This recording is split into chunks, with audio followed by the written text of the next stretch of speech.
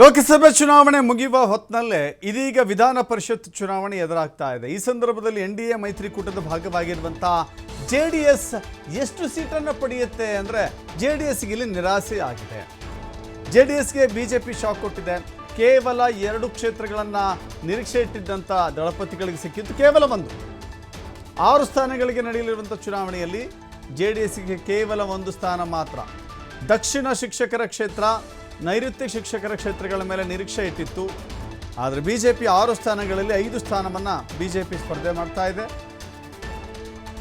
ನೈಋತ್ಯ ಶಿಕ್ಷಕರ ಕ್ಷೇತ್ರವನ್ನು ಜೆಡಿಎಸ್ಗೆ ಬಿಟ್ಟು ದಕ್ಷಿಣ ಕ್ಷೇತ್ರದ ಅಭ್ಯರ್ಥಿ ಘೋಷಣೆ ಮಾಡಲಾಗಿದೆ. ದಕ್ಷಿಣ ಶಿಕ್ಷಕರ ಕ್ಷೇತ್ರದ ಪ್ರಬಲ ಟಿಕೆಟ್ ಆಕಾಂಕ್ಷಿಯಾಗಿದ್ದಂಥ KT ಶ್ರೀಕಂಠೇಗೌಡ ಅವರಿಗೆ ನಿರಾಸೆ ಆಗಿದೆ.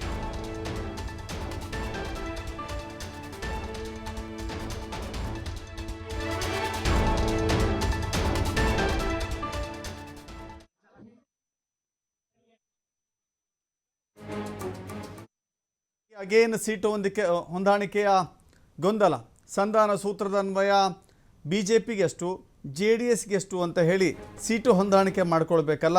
ಆ ವಿಚಾರಕ್ಕೆ ಸಂಬಂಧಪಟ್ಟಂತೆ ನೋಡಿ, ಕಳೆದ ಲೋಕಸಭೆ ಚುನಾವಣೆಯಲ್ಲಿ ಅಂದರೆ ಈ ಬಾರಿಯ ಲೋಕಸಭೆ ಚುನಾವಣೆಯಲ್ಲಿ 28 ಸೀಟುಗಳಲ್ಲಿ ಕೇವಲ 3 ಸೀಟುಗಳನ್ನು ಮಾತ್ರ JDS ಪಡೆದುಕೊಂಡಿತ್ತು. ಕೋಲಾರ, ಮಂಡ್ಯ, ಹಾಸನ. ಇದೀಗ 6 ಕ್ಷೇತ್ರಗಳಲ್ಲಿ ವಿಧಾನ ಪರಿಷತ್ತಿಗೆ ಚುನಾವಣೆ ನಡೀತಾ ಇದೆ, ಮೇಲ್ಮನೆಗೆ ಚುನಾವಣೆ ನಡೀತಾ ಇದೆ.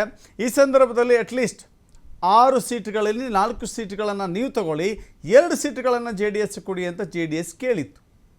ಶ್ರೀಕಂಠೇಗೌಡರು ಹಿರಿಯರಿದ್ದಾರೆ, ವಿಧಾನ ಪರಿಷತ್ತಿನ ಸದಸ್ಯರಿದ್ದಾರೆ, ದಕ್ಷಿಣ ಕ್ಷೇತ್ರ ಸಿಗುತ್ತೆ ಅಂತ ಅಂದ್ಕೊಂಡಿದ್ರು. ಆದರೆ KT ಶ್ರೀಕಂಠೇಗೌಡರಿಗೆ ನಿರಾಸೆ ಆಗಿದೆ. ಅವರಿಗೆ ಮಾತ್ರ ಅಲ್ಲ, JDSಗೆ ನಿರಾಸೆ ಆಗಿದೆ.